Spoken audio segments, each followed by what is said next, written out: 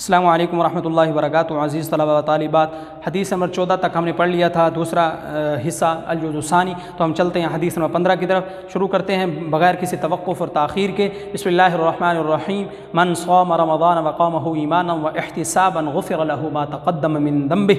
ترجمہ: جس نے ایمان اور اجر کی نیت سے رمضان کے روزے رکھے اور اس کی راتوں میں قیام کیا، اس کے پہلے گناہ معاف کر دیے گئے۔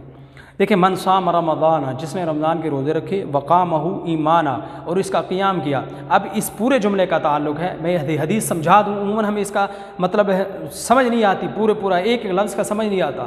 تو من صام رمضان وقامہ، اب دو باتیں ہوں گی، ایک رمضان کا روزہ، دوسرا اس کا قیام۔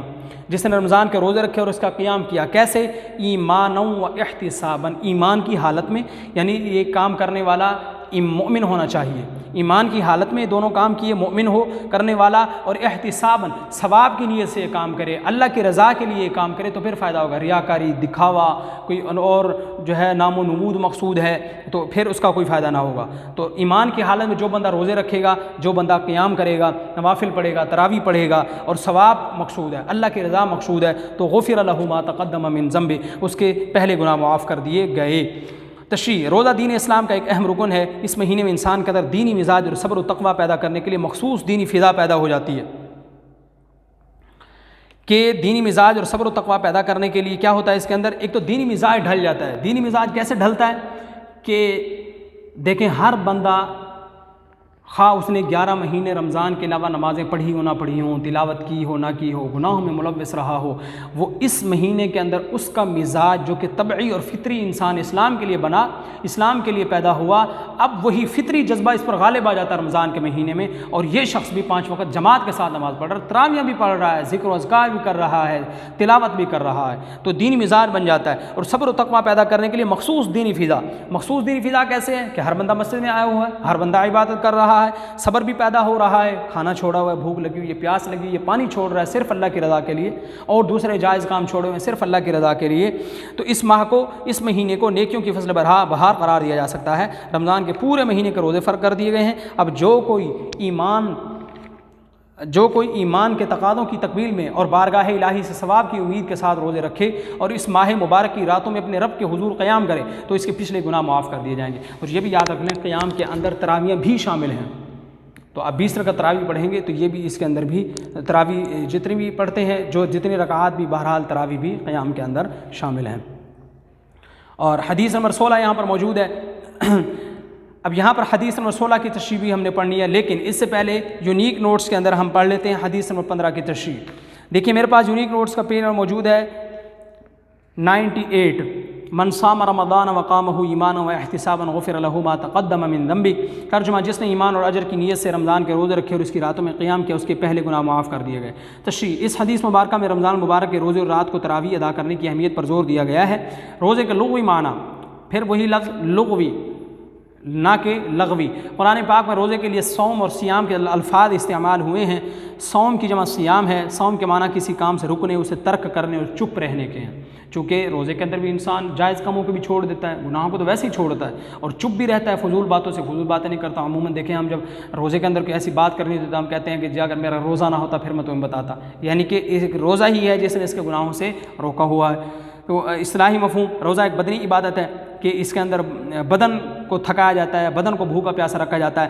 روزہ ایک بدنی عبادت ہے، اس میں انسان صبح صادق سے غروب آفتاب تک کھانے پینے اور جنسی خواہشات سے رکا رہتا ہے، جو کہ جائز رشتہ ہوتا ہے، اس سے بھی انسان رکا رہتا ہے۔ روزہ دین اسلام کے 5 بنیادی ارکان میں سے ایک اہم رکن ہے، اور ہر عاقل بالغ تندرست اور مقیم مسلمان مرد اور عورت پر فرض ہے۔ کس پر فرض ہے؟ ایک تو یہ دین اسلام کا روزہ کون سے نمبر پر آتا ہے؟ 30 نمبر پر۔ پہلے پہ کلمہ، دوسرے پر نماز، تیسرے پر روزہ، تیسرا اہم رکن ہے۔ اور دوسرا کہتے ہیں کہ اس کی شرائط کیا ہے؟ عقل مند پر، جو عاقل ہو، مجنون اور دیوانہ جو بھولا آدمی ہوتا ہے، جس کے دماغ مفلوج ہو چکا ہو، اس پر روزہ فرض نہیں ہے۔ بالغ پر روزہ فرض ہے، بچے پر نہیں ہے۔ تندرست پر فرض ہے، بیمار اگر رکھنا چاہے تو اس کی مرضی ہے، اگر اللہ نے شریعت نے اس کو اختیار دیا ہے، خود قرآن مجید میں آتا ہے کہ اگر تم بیمار ہو تو بعد میں رکھ سکتے ہو۔ مقیم مسلمان پر، مسافر کو بھی اللہ نے چھوٹ دی، اگر رکھنا چاہتا ہے تو بہت اچھی بات، مرد اور عورت پر فرض ہے۔ بیمار اور مسافر روزہ چھوڑ سکتے ہیں، بعد میں رکھنے چھوڑ سکتے ہیں، چھوڑنا فرض نہیں ہے، چھوڑ سکتے ہیں اگر چاہیں تو، بیمار اور مسافر رکھنا چاہیں تو، اس سے یہ بہت اچھی بات ہے۔ نیکیوں کی فصل بہار، ماہ رمضان میں انسان کا اندر دینی مزاج اور صبر و تقویٰ پیدا کرنے کے لیے مخصوص دینی فضا پیدا ہو جاتی ہے۔ اس ماہ کو نیکیوں کی فصل بہار اور لیلۃ القدر کو جشن قرآن کی رات بھی کہتے ہیں کہ انسان خوشی ہوتی ہے کہ اس رات قرآن کریم اترا تھا۔ انسان مسلسل ایک ماہ صرف اللہ کی رضا کی خاطر اپنی نفسانی خواہشات کو قابو میں رکھتا ہے۔ یہ یاد رکھے جشن سے مراد یہ نہیں ہے کہ انسان فضول کاموں میں لگ جائے، غیر شرعی کاموں میں وہ پٹاخے وغیرہ اور پتہ نہیں کیا کچھ کرتے ہیں، اس رات میں تو نہیں کرتے لیکن اور مواقع پہ کرتے ہیں، وہ قرآن و سنت کے منافی ہے، ایسا نہیں کرنا چاہیے۔ برائیوں سے بچتا اور نیکیوں کی طرح لپکتا ہے، اس طرح اسے ضبط نفس کی وہ قوت حاصل ہو جاتی ہے جس سے وہ ہر شیطانی ترغیب کا مقابلہ کر سکتا ہے۔ اب ضبط نفس کی وہ قوت حاصل ہو جاتی ہے۔ اب دیکھیں قرآن مجید میں جو آتا ہے نا، اللہ تعالیٰ فرماتے ہیں کہ یا ایھا الذین آمنوا کتب علیکم الصیام کما کتب علی الذین من قبلکم لعلکم تتقون، کہ ایمان والو اللہ نے تم پر روزے فرض کیے ہیں جیسے پہلی امتوں پہ فرض کیے گئے تھے۔ مقصد کیا ہے؟ مقصد لعلکم تتقون، تاکہ تم متقی بن جاؤ۔ اب یہ تقویٰ کیا چیز ہے؟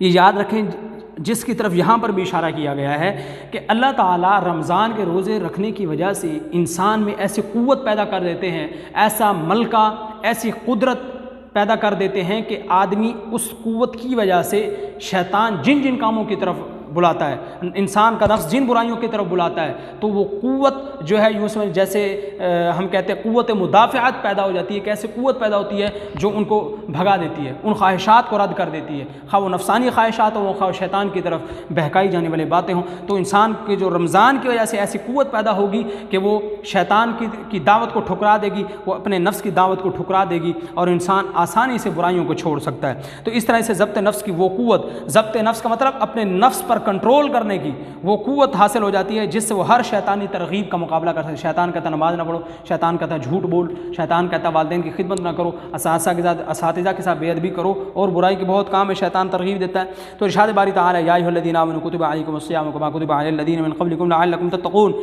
ترجمہ اے ایمان والو تم پر روزے فرض کیے گئے ہیں جس طرح ان لوگوں پر فرض کیے گئے جو تم سے پہلے تھے تاکہ تم پرہیزگار بن جاؤ۔ نمبر 2 ترجمہ روزہ رکھنے والے مرد اور روزہ رکھنے والی عورتیں ان کے لیے مغفرت اور اجر عظیم ہے۔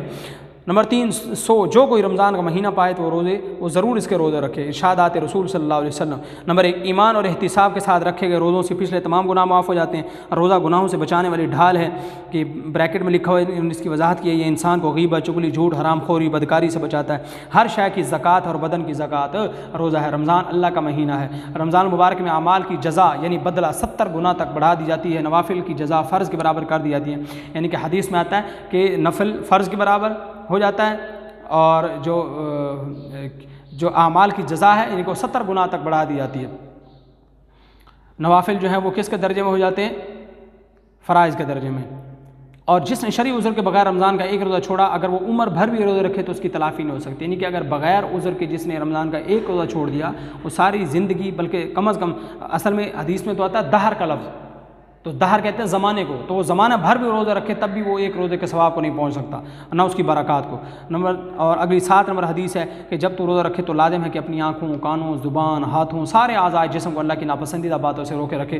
خود حدیث میں بھی آتا ہے جو بندہ روزہ تو رکھتا ہے لیکن گناہوں سے نہیں بچتا، تو ایسے بندے کے بھوکا پیاسا رہنے کے علاوہ کچھ حاصل نہیں ہوتا، نہ کوئی ثواب، نہ کوئی اس کی نورانیت، نہ کوئی تقوی کی ملکہ پیدا ہوتا ہے، کچھ بھی حاصل نہیں ہوتا۔ اس لیے تقوی رمضان کے روزہ رکھنے کے ساتھ ساتھ ایسے اس کے علاوہ اگر ہم کوئی روزہ رکھ دیں تو روزہ رکھنے کے ساتھ ساتھ گناہوں سے بچنا بھی ضروری ہے۔ تو عزیز طلبہ و طالبات، حدیث نمبر 15 ہماری مکمل ہوگی۔ اس کے سوال بھی آپ نے اینڈ سے دیکھ کر کے اس حدیث سے متعلقہ جو ہے وہ بھی یاد کرنے ہیں کہ کس طرح روزہ دار کے تمام گناہ معاف کیے جاتے ہیں، رمضان کے روزے رکھنے کا کیا اجر ہے، رمضان کے روزوں کی فرضیت کے بارے میں اللہ کا کیا حکم ہے، رمضان کے روزوں اور عبادت کے حوالے سے حدیث کا ترجمہ لکھیں، حدیث کے مطابق رمضان کے روزے کی قبولیت کی شرائط کیا ہیں۔